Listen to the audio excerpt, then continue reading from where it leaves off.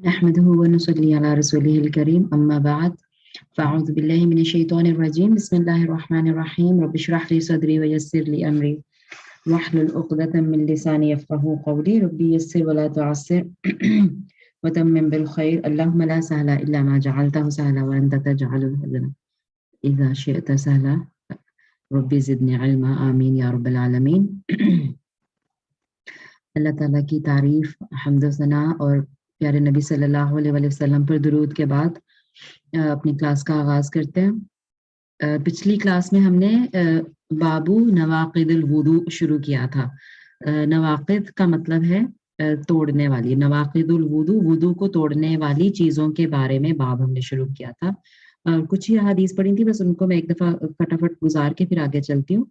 پہلی حدیث جو ہم نے پڑھی تھی اس میں حضرت انس رضی اللہ تعالیٰ عنہ فرما رہے تھے کہ ہم جو صحابہ ہیں وہ رسول اللہ صلی اللہ علیہ وسلم کا عشاء کی نماز کے لیے انتظار کرتے ہوئے اتنا انتظار کرتے کہ نیند کے غلبے کی وجہ سے ان کے سر جھک جاتے، لیکن پھر وہ وضو کے بغیر ہی نماز پڑھ لیتے۔ تو اس سے ہمیں پتہ چلا تھا کہ اگر بیٹھے بیٹھے اتنی سی نیند ہو کہ انسان جو ہے وہ نیند سے اس کا مطلب جھونکے آئے اس کو نیند کے، وہ اس کا سر جھک جائے، جب سر جھک گیا تو اس کا مطلب ہے کہ وہ سو گیا تھا، لیکن وہ اتنی گہری نہیں تھی تو جیسے ہی جھکا فوراً سے اس کی آنکھ کھل گئی۔ ٹھیک ہے، تو ایسی نیند جو ہے ہلکی نیند، اس سے وضو نہیں ٹوٹتا، رائٹ۔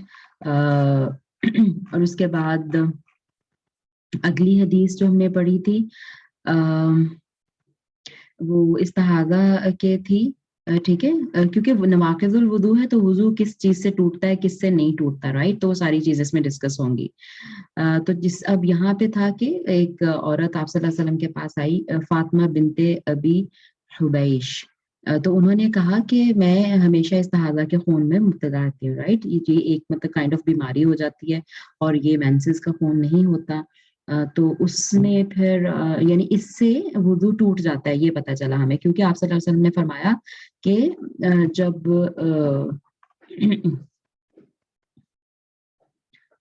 جی آپ اور عبد الرحمن آفا تو آپ سے فرمایا کہ نماز نہیں چھوڑنی، ٹھیک ہے، بلکہ مطلب جب ہر نماز کے لیے وضو کر لو، یہ اس سے ہمیں پتہ چل رہا تھا، لمبی حدیث تھی، ٹھیک ہے، کہ مطلب اس سے ظاہر وضو نہیں رہے گا، وضو جی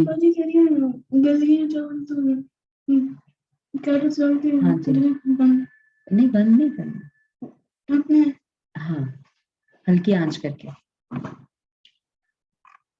ٹھیک ہے۔ تو خدا نخواستہ کسی کو استحاضہ کا پرابلم ہو تو ہر نماز سے پہلے مطلب اپنے باڈی کو صاف کر کے ہر نماز سے پہلے وضو کر لیا کرے، ٹھیک ہے۔ اس کے علاوہ ہم نے اگلی حدیث پڑھی تھی کہ علی رضی اللہ عنہ سے روایت تھی کہ وہ مزی کے بارے میں انہوں نے پوچھا، آپ صلی اللہ علیہ وسلم سے پوچھوایا بلکہ، تو مزی کیا ہوتی ہے وہ بھی ہم نے بات کر لی تھی، میں دوبارہ ریپیٹ کر دیتی ہوں۔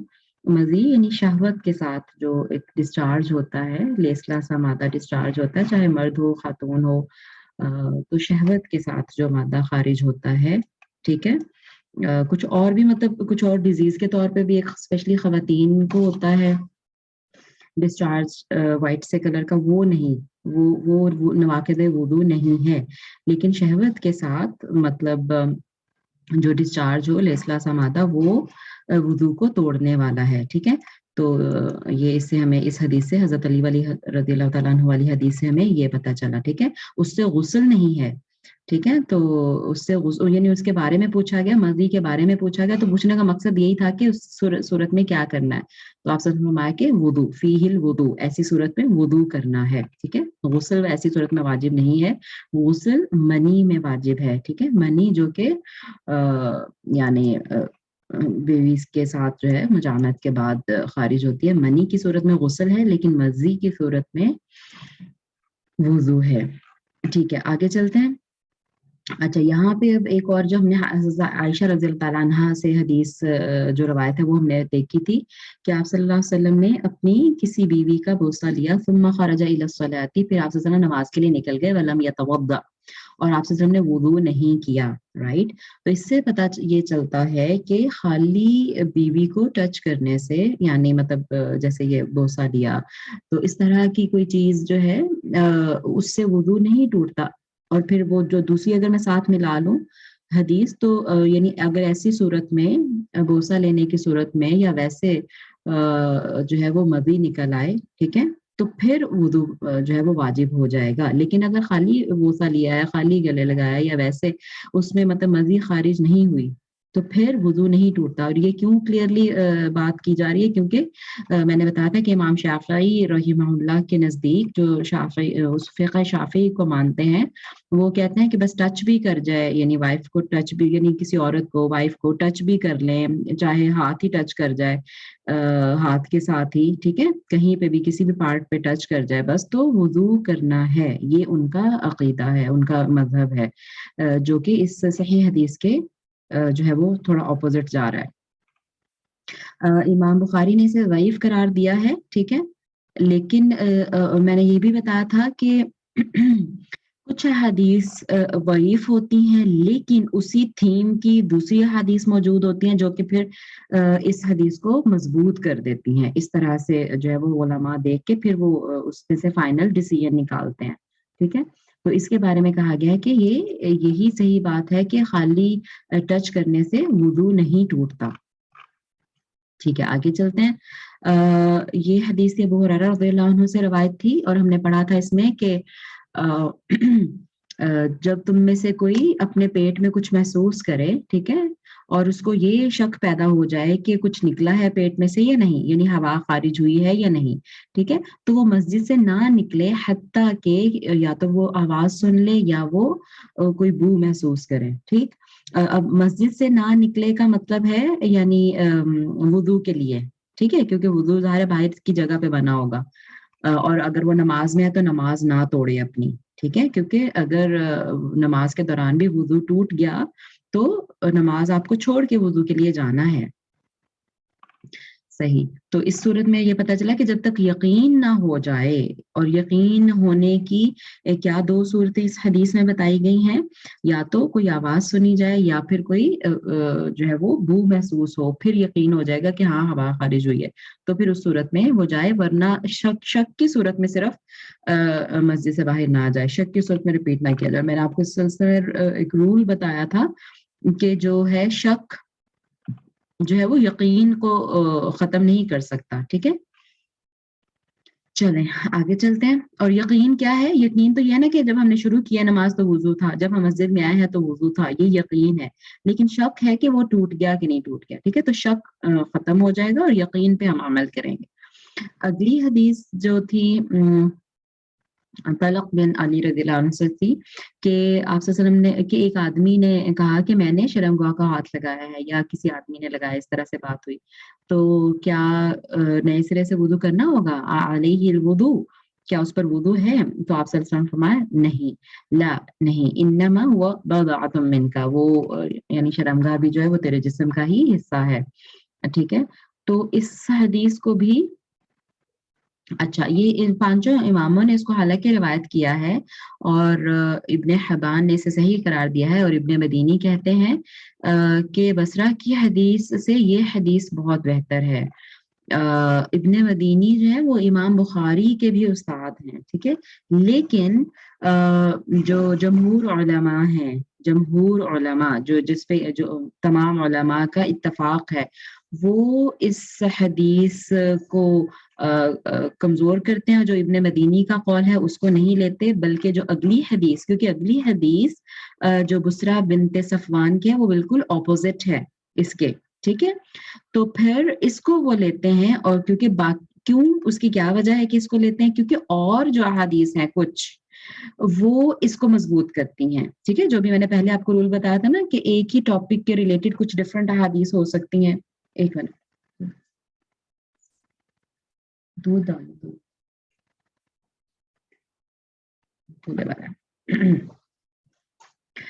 جی. تو اعوذ باللہ من الشیطان الرجیم. ٹھیک ہے، تو میں آپ کو یہی بتا رہی تھی کہ جو مطلب جو زیادہ اسٹرانگ، ایک اگر دونوں حدیث بھی صحیح ہیں پھر بھی اس میں دیکھا جاتا ہے کہ راوی کس کے زیادہ اسٹرانگ ہے. ٹھیک ہے، چین کون سے زیادہ مضبوط ہے، اور راوی میں مطلب کہ جیسے دیکھیں صحابہ میں بھی ہر صحابی کا لیول آف انڈرسٹینڈنگ ایک جیسا نہیں تھا. ٹھیک ہے نا، اور پھر یعنی تو صحابہ میں بھی دیکھا جائے کہ اچھا کون سے صحابی سے یہ والی روایت ہے، اس کے صحابی کے بعد تابعین میں بھی سب کا لیول ایک جیسا نہیں ہے نا. جیسے ہم ایک کلاس دیکھ لیں، آپ بچوں کی کلاس دیکھ لیں نا، اس میں سارے ایک جیسے تو نہیں بچے ہوتے، ٹھیک ہے. کسی کی انڈرسٹینڈنگ بہت اچھی ہوتی ہے، وہ ٹیچر کی بات کو بالکل ایز اٹ از محفوظ کرتا ہے. کوئی جو ہے وہ تھوڑا کمزور ہوتا ہے، وہ تھوڑا سا اپنی بھی اس میں انڈرسٹینڈنگ میں لا لیتا ہے، تو وہ اپنی تھوڑی سی ڈفرینٹ چیز ہو جاتی ہے. اور کوئی جو اس کو یاد بھی نہیں رہتا صحیح طرح. ڈفرینٹ لیولز ہیں، ٹھیک ہے. تو اسی طرح ہر لیول میں ایسے ہی ظاہر لوگ ہیں. صحابہ میں بھی ایک مجھے یاد آ گئی حدیث، ظاہر بات چل رہی ہے تو میں آپ کے ساتھ شیئر کر دوں کہ حضرت ابن عباس جو تھے، عباس رضی اللہ تعالیٰ عنہ جو آپ صلی اللہ علیہ وسلم کے چچا تھے، ان کے بیٹے ابن عباس وہ چھوٹے تھے، بہت ینگ صحابہ میں آتے ہیں وہ. اور ان کی فہم ان کا بہت تھا ماشاءاللہ. قرآن کی تفسیر میں اسپیشلی ان کا بہت بڑا نام ہے، عبداللہ ابن عباس. تو جب بھی یعنی ان کے مقابلے میں بڑے صحابہ بھی موجود تھے، کبار صحابہ بھی موجود تھے، ٹھیک ہے. لیکن اسپیشلی حضرت عمر رضی اللہ تعالیٰ عنہ کے زمانے میں نے پڑھا اور سنا کہ جب حضرت عمر رضی اللہ تعالیٰ عنہ کسی قرآن کے مسئلے کو ڈسکس کرنا چاہتے تھے نا، تو یعنی ان پہ بہت ریلائے کرتے تھے، عبداللہ بن عباس پہ، یعنی ان کی تفسیر کو پریفر کرتے تھے. اور اچھا اس کے علاوہ اپنی جو مشورے کرنے ہوتے ہیں اپنی یعنی ڈیسیژنز میں ان کو اسپیشلی بلاتے تھے، ٹھیک ہے، اور ان کی رائے لیتے تھے. تو اس سے ہمیں پتہ چلتا ہے کہ ظاہر ہے لیول جو ہے وہ ڈفرینٹ، اور ان کے مقابلے میں دوسرے صحابہ موجود ہوتے تھے.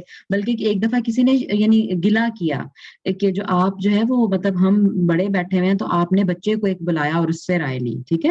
تو پھر یعنی حضرت عمر رضی اللہ تعالیٰ نے بہرحال ان سے تھوڑا ایک کوسچن آنسر کیا، اور اس پہ سب سے بہترین جواب جو تھا وہ عبداللہ بن عباس کا ہی تھا. تو پھر انہوں نے کہا کہ ہاں وہ بچہ ہے، لیکن مطلب میں اپنے الفاظ میں بتا رہی ہوں، ایگزیکٹ حدیث نہیں ہے لیکن تھیم مجھے ایگزیکٹلی اسی طرح یاد ہے، میں الفاظ اپنے استعمال کر رہی ہوں بتانے کے لیے، ٹھیک ہے. تو پھر مطلب انہوں نے بتایا کہ یعنی عمر سے فرق نہیں پڑتا، بلکہ انڈرسٹینڈنگ کس کی کتنی مضبوط ہے اس سے فرق پڑتا ہے، ٹھیک ہے. تو بہرحال جس طرح سے ہمیں شیخ صاحب نے بتایا، میں اس طرح آپ کو بتا رہی ہوں کہ یہ دونوں حدیث اپوزٹ ہیں.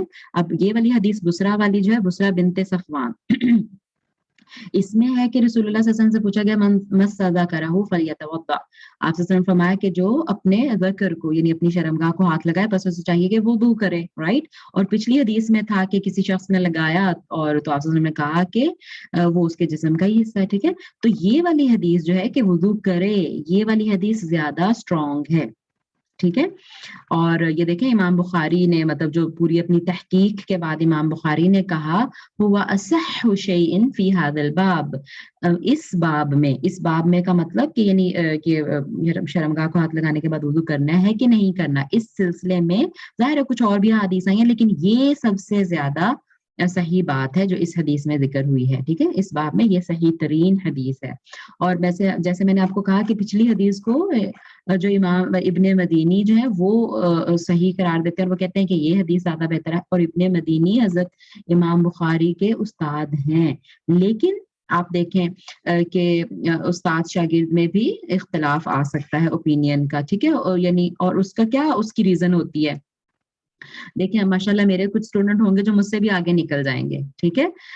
کیونکہ دیکھیں میرا جتنا نالج ہے، جتنی آج تک مجھے سمجھ آئی، میں نے آپ وہ ہو سکتا ہے اسی لیے استاد کے بارے میں کہتے ہیں نا کہ یعنی آپ شاید 2 سال خود پڑھتے رہیں اور یہ 2 گھنٹے ایک استاد کے پاس بیٹھ جائیں تو آپ اتنا علم حاصل کر لیں گے جتنا آپ نے 2 سالوں میں کیا ہوگا خود پڑھ کے، ٹھیک ہے. کیونکہ استاد جو ہے وہ آپ کو نچوڑ بتا دیتا ہے، اور وہ چیز آپ جو ہے وہ شاید ڈھونڈ کے لیتے رہیں، لیکن استاد کے پاس بیٹھ کے 2 گھنٹوں میں آپ کو پورا نچوڑ مل جائے گا. تو جو استاد سے آپ نے سیکھا نا، وہ اس کی پوری زندگی کا نچوڑ آپ نے سیکھ لیا، ٹھیک ہے. اب آپ کے پاس آگے مارجن ہے، آپ نے اپنا سفر وہاں سے شروع کیا جہاں استاد نے ختم کیا ہے. آئی مین ٹو سے کہ استاد نے تو پورا سیکھ کے آپ کو پہنچا دیا، اب وہ ان کی زندگی کا اینڈ تھا یا ان کے علم کا اینڈ تھا یا ان کی نچوڑ تھا جو انہوں نے آپ تک پہنچا دیا. اب آپ نے اس کو بھی پکڑا اور پھر آپ کے پاس ماشاءاللہ اپنی زندگی آگے پڑھی ہے اور آپ کے پاس راستے اتنے پڑے ہیں، تو پھر آپ کی نالج میں اضافہ ہو جاتا ہے، ٹھیک ہے. تو شاگردوں کی نالج میں استاد سے بھی زیادہ اضافہ ہو سکتا ہے، سبحان اللہ.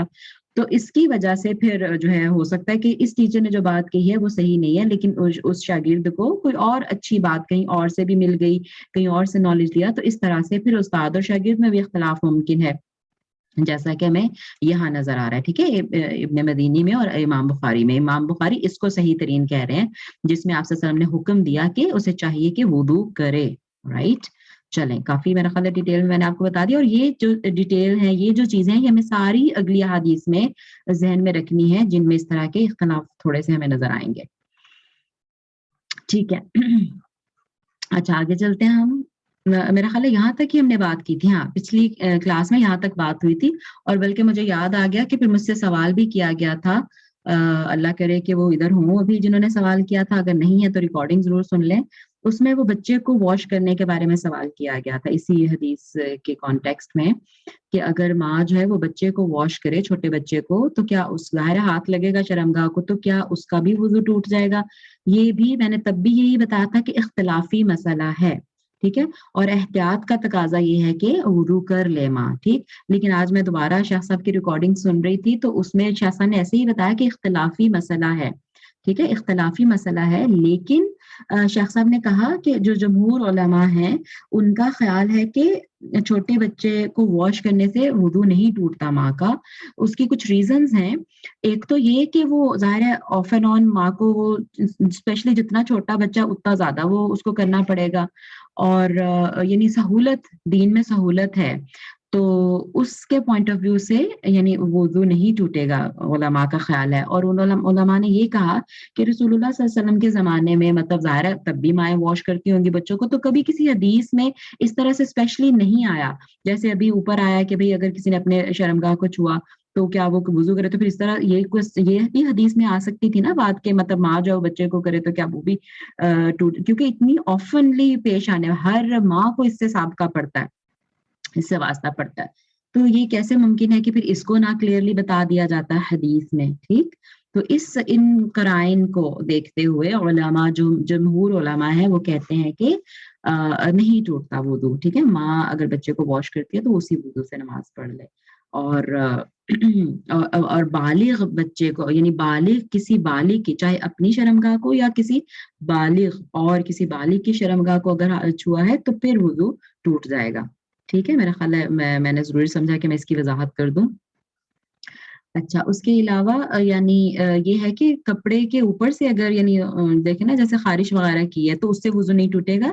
یہ وضو ٹوٹنے کی بات ہو رہی ہے جب ڈائریکٹ ٹچ کیا جائے، بغیر کسی کپڑے کے یا بغیر کسی اوٹ کے. ٹھیک ہے، ڈائریکٹ ٹچ کرنے سے وضو ٹوٹتا ہے شرمگاہ کو. ٹھیک، اور بالغ انسان کی، چاہے اپنی ہے یا کسی کی ہے، بالغ انسان کی شرمگاہ کو ٹچ کرنے سے وضو ٹوٹتا ہے. اگر کوئی کر لے بچے کو واش کرنے کے بعد بھی تو ایکسٹریملی گڈ، بہت اچھی بات ہے. ٹھیک ہے، لیکن نہ بھی کرے تو جمہور علماء کہتے ہیں کہ انشاءاللہ نہیں ٹوٹے گا، واللہ عالم بالصواب. ٹھیک، آج نئی حدیث ہم یہاں سے شروع کر رہے ہیں. عن عائشہ رضی اللہ عنہا من اصابہ قیء، رسول اللہ صلی اللہ علیہ وسلم، عائشہ رضی اللہ تعالیٰ عنہ سے مروی ہے کہ رسول اللہ صلی اللہ علیہ وسلم نے فرمایا، من اصابہ قیء، جس کو کوئی قے پہنچے، قے یعنی آ جائے، وومیٹنگ ہو جائے. ٹھیک ہے، او رعاف، یا نکسیر پھوٹ جائے، او قلس، یا پیٹ کے اندر سے کوئی چیز منہ کے راستے باہر آ جائے. اب قے تو وہ یعنی کافی ساری ہوتی ہے نا، اور وہ آ جاتی ہے باہر. ٹھیک ہے، لیکن یہ جو قلسن ہے، یہ ویسے ہی کوئی چیز سم ٹائم ہوتا ہے نا، کچھ ایسی بیکار سی آئی ہے تو وہ خالی منہ میں مطلب آ گئی چیز، یا کچھ ایسا مطلب آپ کھانا کھا کے فوراً لیٹ گئے تو ہو سکتا ہے وہ واپس گلے میں آ جائے، منہ میں آ جائے، کچھ اس قسم کی چیز جو ہے. او مزیون، یا مزی، تو جس کو قے یا نکسیر یا وہ قلس یا مزی پہنچے، فلینصرف، تو اسے چاہیے کہ وہ نکل جائے، فلیتوضأ، بس وہ وضو کرے. ثم لیبنی علی صلاتہ، پھر وہ اپنی صلاۃ پر، اپنی نماز پر بنا کر لے. وہو فی ذلک لا یتکلم، اور اس میں کوئی کلام نہیں ہے، اس میں اس دوران اس نے کوئی گفتگو نہیں کی ہو.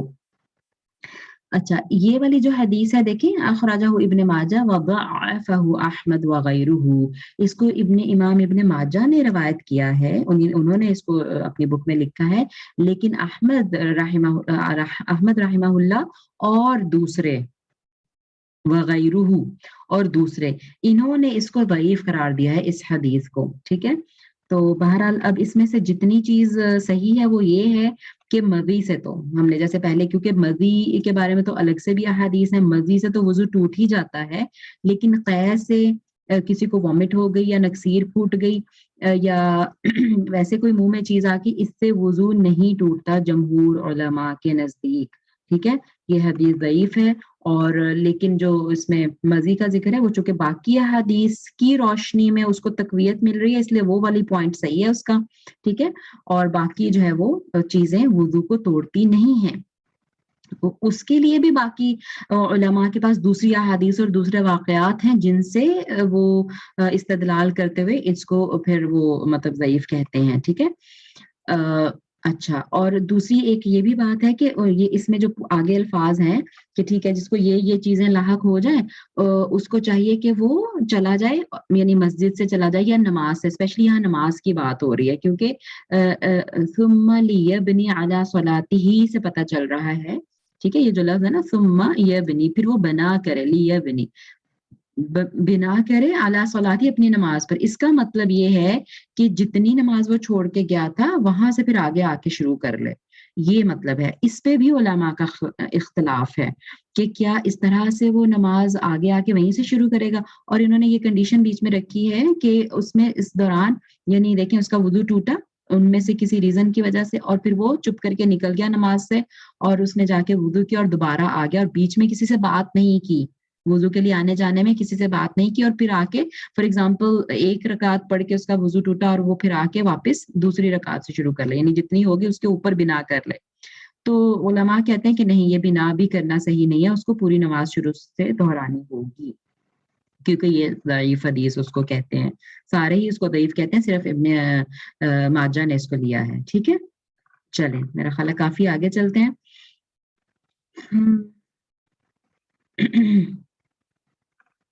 یہ بس پوری وہ ڈیٹیل لکھی ہوئی ہے رائٹ، جو میں نے آپ کو بتا دیا مختصراً کہ جو ہے وہ یہ عبداللہ ابن عباس دیکھیں، ابن ابی اوفی اور ابو ہریرہ تابعین میں سے یہ سارے جو ہیں، ابن مسیب، مقبول اور ربیعہ رحمہ اللہ وغیرہ بھی قے اور نکسیر سے وضو ٹوٹ جانے کے قائل نہیں. ان کا خیال ہے کہ نہیں ٹوٹتا وضو، رائٹ. تو یہ سارا، اور ظاہر ہے میں نے آپ کو کہا کہ ان کا خیال کیوں ہے، ان کی اپنا خیال نہیں ہے، باقی جو قرائن ہیں، باقی کچھ احادیث کو دیکھتے ہوئے یا کچھ واقعات رسول اللہ صلی اللہ علیہ وسلم کے سامنے ہوئے تو ان کو دیکھتے ہوئے ان کا یہ اوپینین ہے صحابہ کا جو بھی ہے. ٹھیک ہے، آگے چلتے ہیں. وعن جابر ابن سمرہ رضی اللہ تعالی عنہ ان رجلا سأل النبي صلی اللہ علیہ وسلم اتوضأ من لحوم الغنم. سمرہ رضی اللہ عنہ سے روایت ہے کہ ایک شخص نے نبی صلی اللہ علیہ وسلم سے سوال کیا، اتوضأ کیا وضو کرے، من سے، اتوضأ کیا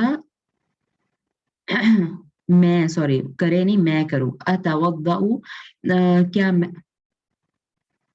میں وضو کروں، من لحوم الغنم، غنم بھیڑ کو، بکری کو کہتے ہیں، بکری کے گوشت سے، یعنی بکری کا گوشت کھانے کے بعد کیا میں وضو کروں. قال، آپ صلی اللہ علیہ وسلم فرمایا، ان شئت، اگر چاہے تو.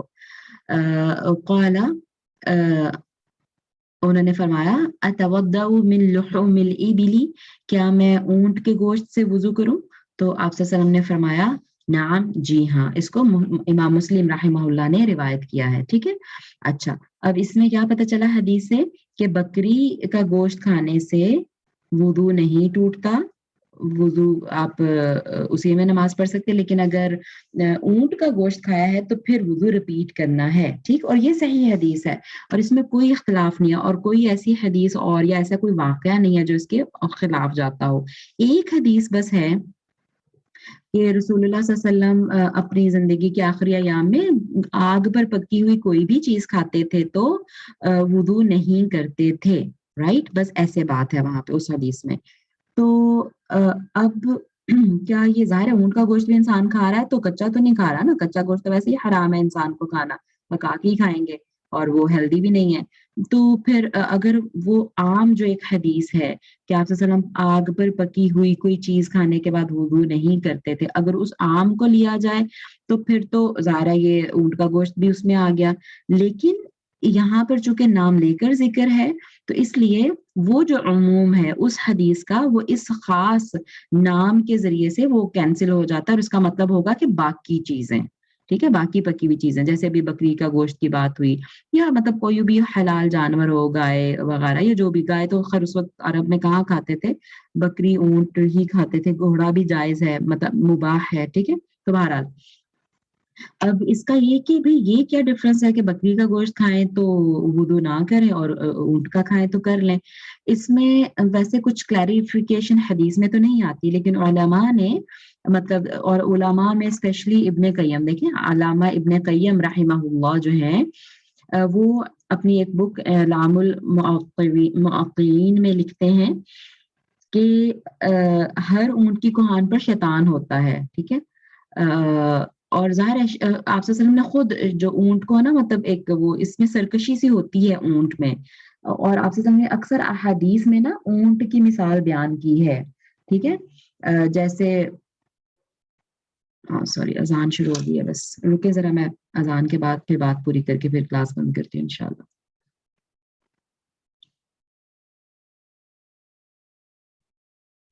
اشهد ان لا اله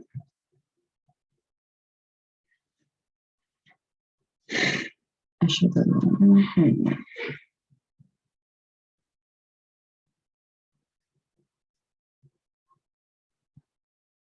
اشهد ان محمد رسول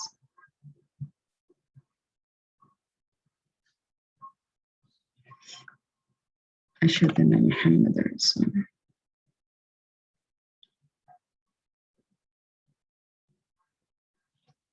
لا اله الا الله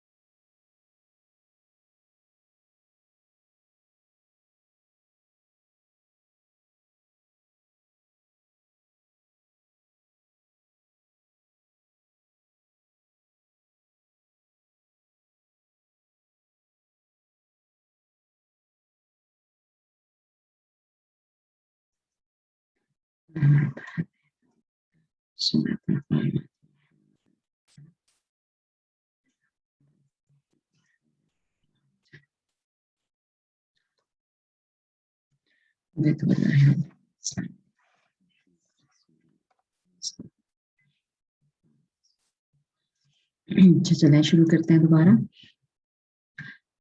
تو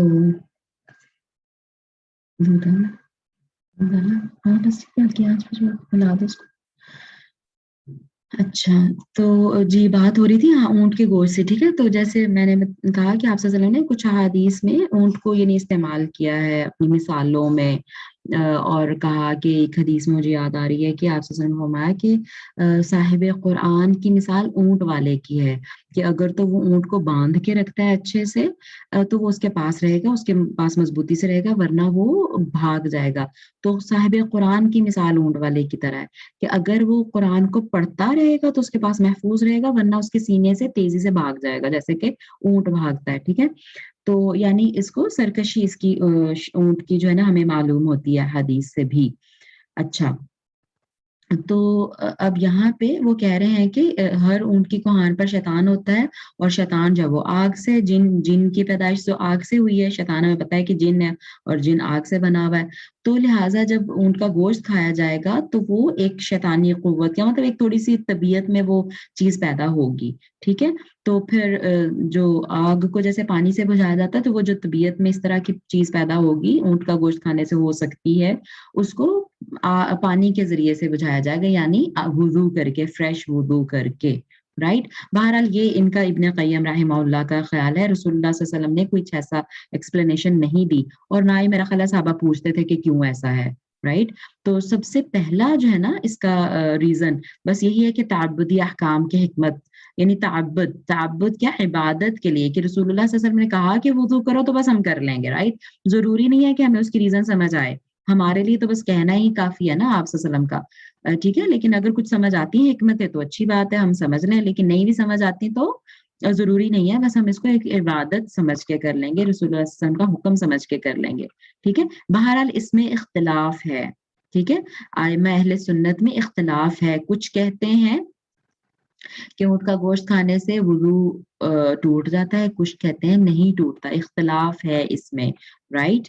لیکن پرسنلی اگر آپ مجھ سے پوچھیں تو میں اسی اس میں جاؤں گی کہ ظاہر ہے جب آپ صلی اللہ علیہ وسلم نے کلیئرلی حدیث میں بتایا ہے تو ہم اس میں وضو کر لیں تو بہتر ہے. خواتین کیا کہتی ہیں؟ میرا دل تھا آج ہم اس چیپٹر کو پورا کر لیں، آگے تھوڑی سی حدیث ہیں، ایک دو اور پیجز. کیا کہتے ہیں؟ ذرا ہاتھ کھڑا کریں جو لوگ چاہ رہے ہیں کہ کر لیں. شاید 5-10 منٹ میں، اور کیونکہ میں چاہ رہی ہوں ایک چیپٹر کمپلیٹ ہو جائے. ٹھیک ہے. چلیں جزاک اللہ خیر، جزاکم اللہ خیر. ٹھیک ہے. پھر میں تھوڑا مطلب ڈیٹیل تھوڑی کم بتاتی ہوں، پھر آگے انشاءاللہ چلتے جاتے ہیں. اچھا اگلی حدیث ہے اعوذ باللہ من الشیطان الرجیم عن ابی ہریرہ رضی اللہ عنہ قال قال النبی صلی اللہ علیہ وسلم من غسل میتا فلیغتسل ومن حملہ فلیتوضع. کہ ابو ہریرہ رضی اللہ تعالیٰ عنہ روایت بیان کرتے ہیں کہ رسول اللہ صلی اللہ علیہ وسلم نے فرمایا من غسل میتا، جس نے کسی میت کو غسل دیا، فلیغتسل تو وہ وضو کرے، خود بھی غسل کرے. جس نے کسی میت کو غسل دیا تو وہ خود بھی غسل کرے. ومن حملہ، اور جس نے اس کو اٹھایا یعنی اس میت کو اٹھایا، فلیتوضع تو وہ وضو کرے. رائٹ. اچھا اس کو امام احمد، نسائی اور ترمذی رحمہ اللہ نے روایت کیا ہے، اور ترمذی نے، امام ترمذی نے اس کو حسن کہا ہے. اور احمد کا قول ہے کہ اس باب میں کوئی بھی حدیث صحیح حدیث ثابت نہیں ہے. رائٹ. یعنی اس پہ بھی کلام ہے، اس میں بھی اختلاف ہے. اور اس پہ یعنی جو میں آپ کو بس راجح قول بتا دیتی ہوں. ٹھیک ہے. جو پوری ائمہ کی بحث کے بعد جو راجح قول ہے نا وہ یہ ہے کہ غسل کرنا مستحب ہے. میت کو غسل دینے کے بعد خود بھی انسان غسل کرے، یہ مستحب ہے، یہ پسندیدہ بات ہے، لیکن واجب نہیں ہے. ضروری نہیں ہے کہ آپ جو ہے وہ خود پاک ہو ہی نہیں سکتے یا نماز پڑھ ہی نہیں سکتے. ٹھیک ہے. ایسا نہیں ہے. لیکن جو احتیاط اس میں ہے کہ اگر وہ میت کو غسل دیتے ہوئے آپ کے کپڑوں پہ، بدن پہ کچھ گندگی وغیرہ لگ گئی ہے تو وہ ذرا صاف ہو جائے گی، تو مستحب ہے، اپریشیٹڈ ہے. اور یہ کہ من حملہ فلیتوضا، جو اس کو اٹھائے یعنی میت کو کندھا وغیرہ دے یا قبرستان لے کے جائے اٹھا کے تو وہ وضو کرے، یہ تو بالکل ہی علماء اس کے خلاف ہیں کہ ایسا نہیں ہے. ٹھیک ہے. کیونکہ کوئی قرینہ نہیں ہے، کچھ بھی اس میں سمجھ نہیں آتی کہ اس میں وضو ٹوٹنے والی کون سی بات ہے. تو اس کو، اس سند کو، اور یہ کیوں ہے، اگر تو یہ اسٹرانگ روایت سے ثابت ہو کہ یہ حدیث صحیح ہے تو پھر اس پہ عمل کر لیا جائے گا. ٹھیک ہے. جیسے میں پچھلی حدیث میں کہہ رہی تھی نا، چاہے ہمیں سمجھ آئے یا نہ آئے کہ اس میں کوئی مصلحت ہے، اس میں کوئی حکمت ہے، ہمیں سمجھ آئے یا نہ آئے، بس عمل کرنا ہے عبادت سمجھ کر. لیکن اس میں چونکہ یہ حدیث بھی ضعیف ہے، رائٹ، تو اس کی سند جو ہے وہ ضعیف ہے. اس لیے اس پہ دیکھیں جنازہ اٹھانے والے پر وضو کے وجوب کا کوئی بھی قائل نہیں ہے. ٹھیک ہے.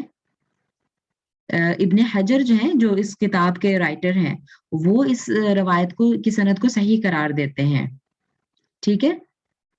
لیکن اکثر اہل علم کا قول یہی ہے، جس میں کافی سارے نام دیکھیں آپ کو نظر آ رہے ہوں گے، تو وہ اس کے قائل نہیں ہیں. بس وہ یہی کہتے ہیں کہ اگر کر لیں تو صحیح ہے، ورنہ اور اسپیشلی یہ جو جنازہ اٹھانے والے کو وضو کرنا پڑے، یہ بالکل بھی سمجھ میں آنے والی بات نہیں. اس لیے، اور بلکہ میں تو حیران یہ ہو رہی ہوں کہ دیکھیں جنازہ اٹھا کے لے کے جائیں، سم ٹائم ایسا ہوتا ہے نا کہ جنازہ ادھر ہی پڑھنا ہوتا ہے، تو وہ گھر سے وضو کریں اور پھر جنازہ اٹھائیں تو پھر ٹوٹ جائے ان کا وضو اور پھر وہاں جا کے دوبارہ کریں، تو یہ سینس نہیں دے رہی. ٹھیک ہے. تو بہرحال راجح قول میں نے آپ کو بتا دیا. اگلی حدیث کی طرف جلدی سے چلتے ہیں. عن عبداللہ ابن ابی بکر رضی اللہ تعالی عنہما کیوں ہے؟ کیونکہ حضرت ابو بکر بھی ظاہر صحابی ہیں اور ان کے بیٹے عبداللہ جو تھے وہ بھی صحابی ہیں، تو ان دونوں سے اللہ تعالیٰ راضی ہو، وہ ان سے روایت ہے عبداللہ سے، ان کے بیٹے سے، ان فی الکتاب الذی کتبہ رسول اللہ صلی اللہ علیہ وسلم لعامر بن حزم، عامر بن حزم کو رسول اللہ صلی اللہ علیہ وسلم نے جو ایک تحریر لکھی وہ یہ تھی، اللہ یمس، اس میں سے ایک یہ بھی بات تھی، اللہ یمس القرآن الا طاہرون، یہ کہ نہ چھوئے قرآن کو مگر طاہر، ٹھیک ہے، مگر پاک، کہ قرآن کو صرف پاک ہی چھوئے، یہ حدیث ہے، قرآن کی بھی اس طرح کی ایک آیت ہے، ٹھیک ہے، لا یمسہ الا المطہرون، اور یہاں پہ بھی مطلب یہ ہے۔ اچھا، اب اس میں رواہ مالک مرسل، اس کو امام مالک نے مرسل روایت کیا ہے، مرسل کا مطلب ہے جو رسول اللہ صلی اللہ علیہ وسلم تک نہیں جاتی، یعنی جو نیچے ہیں صحابی وہ خود ہی بیان کر رہے ہیں، یعنی انہوں نے یہ نہیں کہا کہ رسول اللہ صلی اللہ علیہ وسلم نے اس طرح کہا ہے بس، ٹھیک ہے، اینی ویز مرفوع وہ ہوتی ہے جو رسول اللہ صلی اللہ علیہ وسلم تک بھی پہنچے۔ اچھا، تو یہاں پر جو بات ہے کہ قرآن کو پاک انسان ہی ہاتھ لگائے، رائٹ، لا یمس القرآن، قرآن کو نہیں چھوتا الا طاہر، مگر پاک۔ یہاں پہ جو دو تین چیزیں ہیں وہ میں بیان کر دیتی ہوں مختصراً۔ ایک تو پاک سے مراد یہ ہے نا کہ یعنی پاکی کے اپوزٹ کیا ہے؟ حدث، ہے نا، ناپاکی، اور ناپاکی دو طرح کی ہے، دو طرح کی کون سی ہے؟ ایک تو حدث، حدث کہتے ہیں ناپاکی کو، حدث اکبر اور حدث اصغر، ٹھیک ہے، میں یہاں پہ لکھ دیتی ہوں، میں جو لفظ بول رہی ہوں نا، حدث، ہاں یہ لکھا ہوئی بھی، سوری، یہ حدث اکبر، ٹھیک ہے، اور اصغر، تو حدث کہتے ہیں ناپاکی کو، تو حدث اصغر ہو یا حدث اکبر ہو، یہ دو ناپاکی کی صورتیں ہیں۔ حدث اکبر جو ہے وہ سچویشن ہے جس میں غسل فرض ہے، اور وہ تو صحیح ناپاکی ہے نا، اس کو تو آپ ناپاکی ہی کی حالت کہیں گے، چاہے وہ جنابت کا غسل ہو، چاہے وہ حید کا غسل ہو، چاہے نفاس کا غسل ہو، کسی بھی وجہ سے۔ اور اصغر یعنی جس سے وضو لازم آئے، اکبر سے غسل لازم آتا ہے، اصغر سے جو، اور حدث اصغر کیا ہے؟ جیسے پیشاب پخانہ وغیرہ کیا، ٹھیک ہے، اس کے بعد انسان کو وضو کرنا پڑتا ہے۔ اچھا، اب یہاں پر جو جنبی ہے، جنوبی یعنی جو جنابت سے میاں بیوی کے تعلق کے بعد جو جنابت لاحق ہوتی ہے، اس صورت میں تو وہ حدث اکبر ہے، اس صورت میں تو سب کا اتفاق ہے کہ انسان نہیں چھو سکتا، ٹھیک ہے، نہ چھو سکتا ہے نہ تلاوت کر سکتا ہے قرآن کی، چاہے وہ موبائل سے ہو چاہے زبانی ہو، رائٹ، کیونکہ وہ ریلیٹڈ مسئلے ہی ہیں اس کے، تو بالکل بھی نہیں وہ نہ جو جنبی ہے، ٹھیک ہے، جنبی، وہ نہ تو تلاوت کرے گا قرآن کی نہ اس کو چھوئے گا۔ اچھا، اس کے بعد جب حائض ہے، حائضہ، مینسٹریشن میں جو ہے وہ چھوئے گی نہیں خاتون، اس میں کوئی اختلاف نہیں ہے کہ نہیں چھو سکتی، ٹھیک ہے، انٹل اور انلیس کی کسی چیز سے پکڑے اس کو۔ اچھا، اور لیکن تلاوت کر سکتی ہے، اس میں بھی تھوڑا اختلاف ہے کہ کیا جس کو مینسز ہے وہ پڑھ بھی سکتی ہے کہ نہیں، لیکن جو جمہور علماء ہے وہ کہتے ہیں کہ پڑھ سکتی ہے لیکن چھو نہیں سکتی، ٹھیک ہے، ٹچ نہیں کرے گی لیکن پڑھ لے گی۔ اور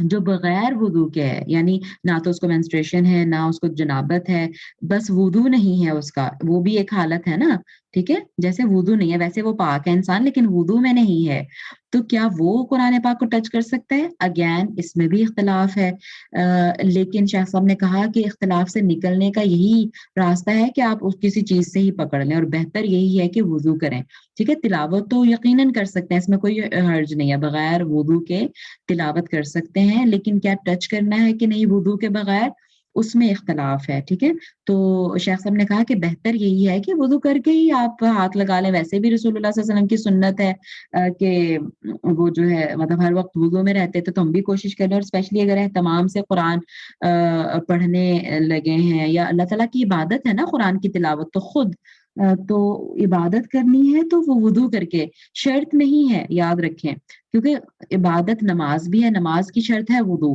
لیکن قرآن کی تلاوت بھی عبادت ہے، اس سے بھی نیکیاں ملتی ہیں، لیکن اس کی شرط نہیں ہے وضو، ٹھیک ہے، لیکن وضو کر کے ہی پڑھا جائے تو ذرا وہ سچویشن بھی دیکھیں، وضو کر کے نا انسان ایک پاکیزگی سی خامخواہ محسوس کرتا ہے نا، پاکیزگی سے خامخواہ سے مراد میری مطلب ہے کہ یعنی لازمی طور پہ شاید میں نے لفظ غلط بول دیا ہے، تو وہ پاکیزگی محسوس کرتا ہے، اس کی روحانی کیفیت ذرا اچھی ہو جاتی ہے وضو کرنے کے بعد، تو وہ جو قرآن پڑھے گا وہ اس پہ اثر بھی زیادہ اچھا کرے گا، تو یعنی اس طرح کے فوائد ہیں کہ وضو کر کے ہی قرآن پڑھا جائے، یہ بہتر ہے، ٹھیک ہے؟ لیکن اگر کوئی ارجنٹ کیس ہے تو یعنی وہ ٹچ بھی کر سکتا ہے، کوئی ایسا حرام نہیں ہے، ٹھیک ہے؟ یہ اس طرح سے بتایا شیخ صاحب نے۔ اور ہاں، بس میرا خیال ہے اتنی ہی اس میں وضاحت تھی اس بات میں، ٹھیک ہے؟ کہ پڑھ سکتے ہیں لیکن ٹچ نہیں کر سکتے۔ اور ایک اور بات کی وضاحت کر دوں کہ جب ہم قرآن کی بات کر رہے ہیں نا، تو اس میں ایسا مصحف جس میں صرف عربی ہے، جیسے کچھ قرآن ہوتے ہیں نا کہ ایک صفحے پہ عربی، ایک پہ اردو، ہے نا، ترجمہ ہوتا ہے، یا پھر نیچے تفسیر بھی ہوتی ہے یا حاشیہ سائڈوں پہ لکھا ہوا ہے، وہ اس میں نہیں شامل۔ وہ اس کو ٹچ کر سکتے ہیں بغیر وضو کے، اس میں کوئی دو رائے نہیں ہے، ٹھیک ہے؟ اس میں کوئی رائے نہیں ہے، دو رائے نہیں ہے، اس کو ٹچ کر سکتے ہیں کیونکہ وہ مصحف میں نہیں آتا، ترجمے والا قرآن مصحف میں نہیں آتا۔ یہ کس کی بات ہو رہی ہے؟ جو مصحف ہے۔ جی، اگلی حدیث ہے، جلدی سے میں بس کرتی ہوں اس کو، کہ حضرت عائشہ رضی اللہ تعالیٰ عنہ سے روایت ہے کہ قالت، وہ کہتی ہیں، کان رسول اللہ صلی اللہ علیہ وسلم یذکر اللہ علی کل احیانہ، رسول اللہ صلی اللہ علیہ وسلم ہر حالت میں اللہ تعالیٰ کا ذکر کرتے تھے، یذکر اللہ، اللہ کا ذکر کرتے تھے، علی کل احیانہ، ہر حالت میں۔ اچھا، اب یہ عام حدیث ہے کہ ہر حالت میں، ٹھیک ہے؟ تو یہ انڈرسٹوڈ ہے کہ اس میں جنابت کی حالت نہیں شامل، ٹھیک ہے؟ جنابت کے وقت نہیں، جنابت میں نے آپ کو بتایا کہ قرآن پڑھنا، کوئی بھی قرآن کی کوئی بھی تلاوت کرنا، دوسرے ذکر اذکار کر سکتے ہیں، ٹھیک ہے؟ یعنی دعا وغیرہ، باتھ روم جانے کے، اگر جنبی ہے انسان، باتھ روم جانا تو اس کی دعا پڑھ سکتے ہیں، لیکن قرآن کی تلاوت نہیں کر سکتا جنبی شخص، ٹھیک ہے؟ تو یہ مراد یہاں پہ باقی دوسری سچویشنز ہیں کہ ہر حال میں رسول اللہ صلی اللہ علیہ وسلم ذکر کرتے تھے، تو یہ انڈرسٹوڈ ہوگا کہ جنابت کی حالت میں نہیں کرتے تھے، ٹھیک ہے؟ صحیح، آگے چلتے ہیں۔ ان نبی صلی اللہ، انس بن مالک رضی اللہ عنہ سے روایت ہے کہ نبی صلی اللہ علیہ وسلم احتجم، آپ نے حجامہ کرایا، وصلی، اور آپ نے نماز پڑھی، ولم یتوضا، اور وضو نہیں کیا۔ حجامہ کیا ہوتا ہے؟